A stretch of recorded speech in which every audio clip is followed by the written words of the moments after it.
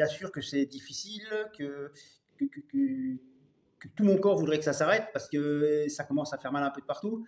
Mais je continue et je termine en 3h13 33. Donc je suis très content. Je dois faire dans les 300 premiers sur 6000 et mon 10e de ma catégorie, je ne sais plus sur combien. Mais l'important est ailleurs, l'important c'est le vécu de ma course. Et là, j'ai vraiment passé une bonne course. Donc,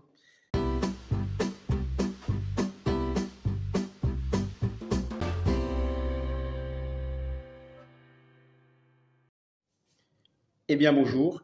Donc, je m'appelle Emmanuel et j'ai couru plutôt le marathon Niscan du 5 novembre en étant assisté par Karine. Donc, au niveau de la préparation, on s'est retrouvé, elle m'a fait un soin 15 jours avant, et avec comme consigne d'aller faire un petit tour dans une fontaine à Nice, ce que j'ai effectué. Et je me suis assis dans la fontaine. Il n'y avait pas d'eau, elle était à sec. Je me suis assis dans les fontaines. Effectivement, je ne sais pas si c'est psychologique, mais j'ai senti des choses au niveau des mollets. Dimanche 5 décembre à 8h départ. Je suis confiant, mais crispé. Vraiment crispé. J'arrive pas à me détendre.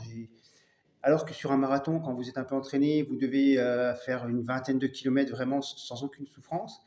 J'ai mal partout. J'ai mal aux cuisses, j'ai mal aux épaules, je suis pas bien, j'arrive pas à respirer comme je veux, je suis pas bien. D'ailleurs, Laurence, ma femme qui me suivait, me voit au 7e kilomètre et elle voit bien que c'est pas fluide, c'est pas fluide. Ça va pas. Donc, eh ben, écoutez, en pleine course, je parle fort et j'appelle Karine. Mais Karine, je suis tendu, je suis pas bien, ça va pas, fais quelque chose. Voilà.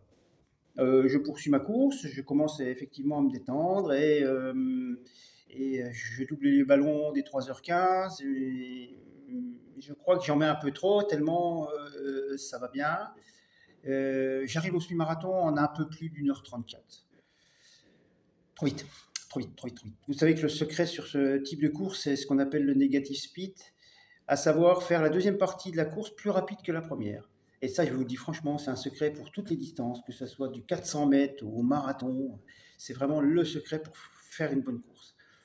Et je suis un peu rapide. Je poursuis, c'est vrai que je suis dans vraiment une bonne dynamique. Une petite anecdote, Karine me fait son compte rendu, elle me dit 9h33, j'ai une bonne sensation, j'ai senti quelque chose. Ok. Je regarde qu'est-ce qui s'est passé autour de 9h33 et je retrouve un film. Ma sœur m'attendait avec Laurence au bord de la route et il était tout pile 9h33, daté et filmé. Elle m'attendait, elle m'a donné une bouteille de ravitaillement. Et je poursuis donc le semi-marathon. Ils annonçaient beaucoup de vent et pour l'instant, je dois dire qu'il n'y en a pas. Donc c'est très bien. Et après le semi-marathon, je maintiens vraiment ma vitesse. Je regarde mes temps, je maintiens ma vitesse. Je sais que pour faire 3h10, j'ai donc en fait une minute d'avance. Donc je peux faire une 36 au deuxième semi. Donc ça fait 2 minutes d'avance. Ça fait 120 secondes. Divisé par une vingtaine de kilomètres, ça fait 6 secondes au kilomètre. Donc il faut que je sois au moins en 4,35, 4,36 au kilomètre.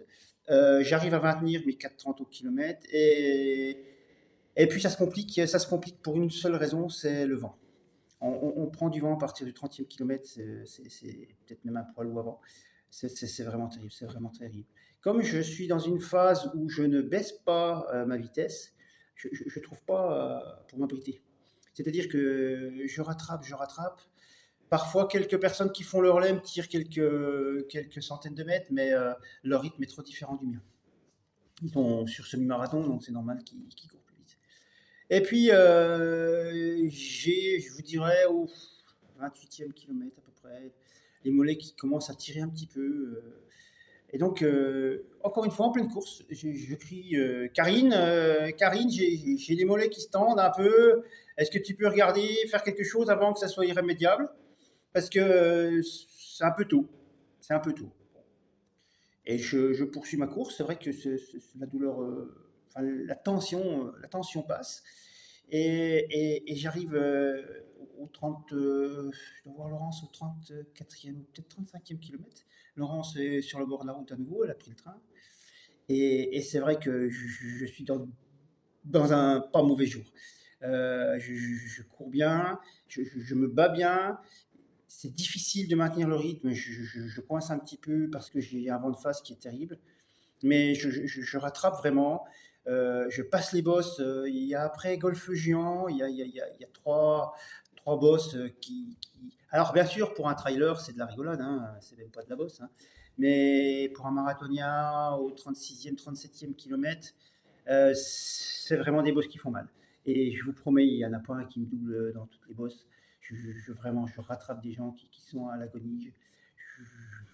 Ouais, vraiment, je, je cours bien. Franchement, je cours bien. Je sais que ça va être dur en 3-10 là, à partir de ce moment-là, parce que vraiment, j'ai fait des kilomètres très lents. Alors, très lents par rapport à mon rythme, hein, bien sûr.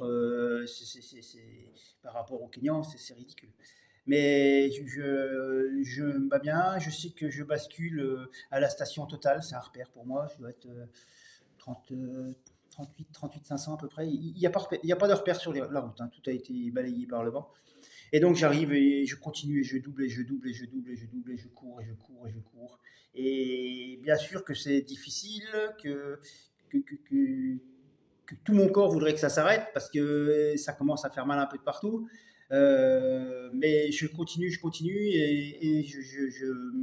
je termine en 3h13 33. Donc je suis très content. Je dois faire dans les 300 premiers sur 6000 et 11e de ma catégorie, je ne sais plus sur combien. Mais l'important est ailleurs, l'important c'est le vécu de ma course. Et là, j'ai vraiment passé une bonne course. Donc, vraiment 7-8 km difficile à me détendre. Je ne sais pas pourquoi. Je sais pas pourquoi. Une période de bonnes jambes où, genre, comme je vous disais, j'ai un petit peu trop rapide au semi-marathon. Un gros mental. J'ai bien passé les difficultés de la fin de course. C'est rigolo parce que dans son analyse, Karine l'a senti. C'est vrai que Laurence l'a remarqué aussi, ça commençait à durcir de partout, des gens qui avaient des crampes, d'autres qui marchaient. Et moi, je gardais un rythme vraiment très très correct. Alors, pour passer dans les détails, hein, je devais être en 4,28 au kilomètre le premier semi, je dois être en 4,40 le deuxième, 4,45 peut-être. Mais c'est vraiment dans l'attitude où c'est que je suis vraiment content de moi. Outre le temps, où effectivement, de toute façon, vous regardez sur les 100 premiers du marathon, en moyenne, tout le monde fait 10 minutes de plus au deuxième semi. Ça c'est facile, là, vous allez sur marathon06.com, vous tapez résultat et vous pouvez vérifier tout ce que je vous raconte. Il y en a un dans les 100 premiers qui met 2 minutes de plus au deuxième semi, mais tout le monde en général met en moyenne 10 minutes de plus. Donc moi je suis qu'à 5 minutes, c'est pas mal. Je pense que dans ces conditions, je peux gagner une grosse minute en passant moins vite au semi. Et dans des conditions normales, je pense qu'effectivement j'avais 3h10 dans les jambes et dans la tête. Merci Karine. Donc je vous dis à bientôt. Le prochain marathon, ce sera plutôt un marathon découverte parce que ce sera piste, donc ce ne sera pas un marathon où je vais chercher la performance. On se retrouve au printemps où on va essayer d'aller chatouiller à 57 ans les 3h10. Merci Karine et à très vite.